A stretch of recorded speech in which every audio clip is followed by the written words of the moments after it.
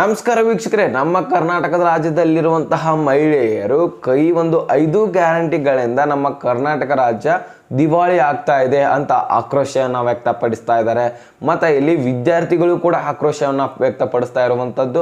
So ಇಲ್ಲಿಂದ ಒಂದು ನಮ್ಮ ಕರ್ನಾಟಕದಲ್ಲಿರುವಂತಹ ಮಹಿಳೆಯರು ಯಾಕೆ ಆಕ್ರೋಶವನ್ನು ಪಡಿಸ್ತಾ ಇದ್ದಾರೆ ವ್ಯಕ್ತ ಅಂದರೆ, ಗೃಹಲಕ್ಷ್ಮಿ ಯೋಜನೆಯ ಅಮೌಂಟು ಯಾರಿಗೂ ಕೂಡ ಜಮಾ ಆಗ್ತಾ ಇಲ್ಲ ಮುಖ್ಯವಾಗಿ. ಮತ್ತು ಇಲ್ಲಿ ಯಾವುದೇ ರೀತಿಯಾದಂತಹ ಹೇಳಿಕೆಯನ್ನು ಸಿದ್ದರಾಮಯ್ಯನವರು ಕೊಡ್ತಾ ಇಲ್ಲ, ಡಿ.ಕೆ. ಶಿವಕುಮಾರ್ ಅವರು ಕೊಡ್ತಾ ಇಲ್ಲ. ಮತ್ತು ಇಲ್ಲಿ ಮಹಿಳಾ ಮತ್ತು ಮಕ್ಕಳ ಕಾರ್ಮಿಕ ಇಲಾಖೆಯ ಸಚಿವೆ ಆದಂತಹ ಲಕ್ಷ್ಮೀ ಹೆಬ್ಬಾಳ್ಕರ್ ಕೂಡ ಇದ್ರ ಬಗ್ಗೆ ಇನ್ನೂ ಕೂಡ ಮಾಹಿತಿ ಕೊಡ್ತಾ ಇಲ್ಲ. ಒಂದು 2-3 ದಿನಗಳ ಕಾಲ ಹಿಂದೆ ಏನಿದೆಲ್ಲ, ಸೊ 2-3 ದಿನ ಹಿಂದೆ ಸೊ ಅಲ್ಲಿ 5 ಲಕ್ಷ ಜನರಿಗೆ ಅಮೌಂಟ್ ಬಿಟ್ಟರು. 5 ಲಕ್ಷ ಜನರು ಅಂದರೆ 1,20,00,000 ಟೋಟಲ್ ಆಗಿ ನಮ್ಮ ಗೃಹಲಕ್ಷ್ಮಿ ಯೋಜನೆಯಲ್ಲಿ ಫಲಾನುಭವಿಗಳಿದ್ದಾರೆ. ಸೊ ಇನ್ನೂ ಕೂಡ ಹೆಚ್ಚಾಗ್ತಾ ಇದ್ದಾರೆ. ಯಾಕಂದರೆ ರೇಷನ್ ಕಾರ್ಡ್ಗಳಿದ್ದವರು ಮತ್ತೆ ಅರ್ಜಿ ಸಲ್ಲಿಸಿ ಒಂದು ಯೋಜನೆಗೆ ಫಲಾನುಭವಿಗಳು ಆಗ್ತಾ ಇದ್ದಾರೆ. ಆದರೆ ಅವ್ರಿಗೆ ಅಮೌಂಟ್ ಹೋಗ್ತಾ ಇಲ್ಲ. ಈ ರೀತಿ ಆಗ್ತಾ ಇದೆ. ಎಲೆಕ್ಷನ್ ಟೈಮ್ನಲ್ಲಿ ಅಮೌಂಟ್ ಅತಿ ಸ್ಪೀಡಾಗಿ ಬಂತು, ಎಲೆಕ್ಷನ್ ವೋಟಿಂಗ್ ಟೈಮ್ನಲ್ಲಿ. ನೆಕ್ಸ್ಟು ಎಲೆಕ್ಷನ್ ಒಂದು ರಿಸಲ್ಟ್ ಬರೋ ಟೈಮ್ನಲ್ಲಿ ಸ್ವಲ್ಪ ಜನರಿಗೆ ಬಂತು. ಇದೀಗ ಏನಿದೆ ಅಲ್ಲ, ಯಾರಿಗೂ ಕೂಡ ಅಮೌಂಟ್ ಹೋಗ್ತಾ ಇಲ್ಲ. ಸೊ ಮೊನ್ನೆ ಒಂದು 5 ಲಕ್ಷ ಫಲಾನುಭವಿಗಳಿಗೆ ಅಮೌಂಟ್ ಹಾಕಿದ್ದೇವೆ ಅಂತ ಸ್ವತಃ ಲಕ್ಷ್ಮೀ ಹೆಬ್ಬಾಳ್ಕರ್ ಅವರು ಸೂಚನೆಯನ್ನು ಕೊಟ್ಟರು. ಸೊ ಅದಾದ್ಮೇಲೆ ಮತ್ತೆ ಯಾವುದೇ ರೀತಿಯಾದಂತಹ ಕಂತುಗಳನ್ನ ರಿಲೀಸ್ ಮಾಡ್ತಾ ಇಲ್ಲ. ಸೊ ಈಗ ಆ ಜಿಲ್ಲೆಗಳಿಗೆ ಈ ಜಿಲ್ಲೆಗಳಿಗೆ ಬಿಡ್ತಾ ಹೋಗ್ತೇವೆ ಅಂತ ಮಾಹಿತಿ ಕೊಡ್ತಾ ಇದ್ದಾರೆ. ಆದರೆ ಯಾರಿಗೂ ಕೂಡ ಜಮಾ ಆಗ್ತಾ ಇಲ್ಲ.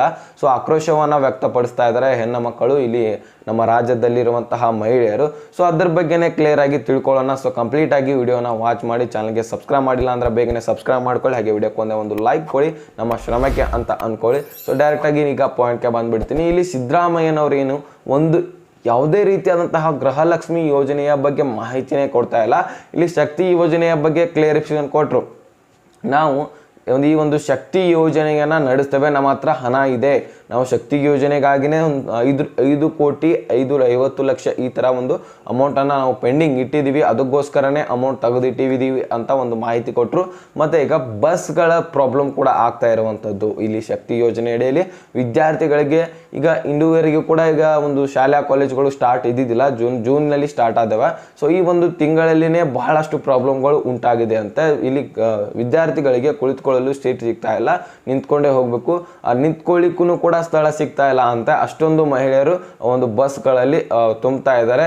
ಸೊ ಈ ಕಡೆಗೆ ಆಟೋ ರಿಕ್ಷಾ ಚಾಲಕರಿಗೂ ಕೂಡ ಪ್ರಾಬ್ಲಮ್ ಉಂಟು. ಪ್ರತಿ ತಿಂಗಳ ಆದಾಯ ಕೂಡ ಆಗ್ತಾ ಇಲ್ಲ. ಈ ಒಂದು ಶಕ್ತಿ ಯೋಜನೆಗೆ ಬರೋಕ್ಕಿಂತ ಮುಂಚೆ 20,000-30,000 ರೂಪಾಯಿ ನಾವು ಸಂಬಳ ತೆಗಿತಾ ಇದ್ವಿ. ಆದರೆ ಈಗ 10,000ದಿಂದ 15,000 ಆಗ್ಲಿಕ್ಕೂ ಒದ್ದಾಡ್ತಾ ಇದ್ದೀವಿ ಅಂತ ಒಂದು ಆಕ್ರೋಶವನ್ನು ವ್ಯಕ್ತಪಡಿಸ್ತಾ ಇದ್ದಾರೆ.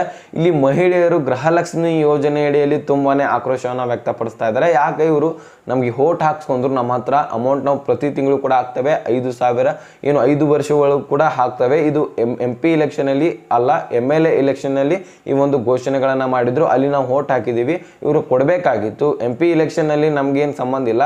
ಸೊ MP ಇಲೆಕ್ಷನ್ನೇ ಬೇರೆ ಆಗಿರುತ್ತೆ, MLA ಇಲೆಕ್ಷನ್ನೇ ಬೇರೆ ಆಗಿರುತ್ತೆ. MLA ಇಲೆಕ್ಷನ್ನಲ್ಲಿ ನಾವು ಸಿದ್ದರಾಮಯ್ಯನವರು ಆರಿಸಿ ತಂದಿದ್ದೇವೆ, ಬಳಿಕ ನಮ್ಗೆ ಅಮೌಂಟನ್ನು ಅವರು ಹಾಕಲೇಬೇಕು, 5 ವರ್ಷಗಳ ಕಾಲ ನಮ್ಗೆ ಹಾಕಲೇಬೇಕು. ಈಗೇಕೆ ಸ್ಟಾಪ್ ಮಾಡಿದ್ದಾರೆ, ಅಮೌಂಟ್ ಹಾಕ್ತೇವೆ ಅಂತ ಹೇಳ್ತಾ ಇದ್ದಾರೆ, ಆದರೆ ಸ್ಟಾಪ್ ಮಾಡಿದ್ದಾರೆ ಏಕೆ ಅಂತ ಆಕ್ರೋಶವನ್ನು ವ್ಯಕ್ತಪಡಿಸ್ತಾ ಇರುವಂಥದ್ದು.